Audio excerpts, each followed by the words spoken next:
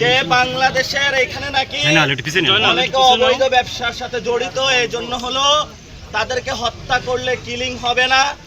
আমরা বলবো স্বরাষ্ট্রমন্ত্রী যে বক্তব্যটা দিয়েছেন এই বক্তব্যটা হলো সর্বমিথ্যা একটা বক্তব্য। আমাদের কোনো বাংলাদেশি নাগরিক যদি কেউ অপরাধ করেও থাকে তাকে খুন বা হত্যা করার কোনো আন্তর্জাতিক কোনো আইনের মধ্যে পড়ে না।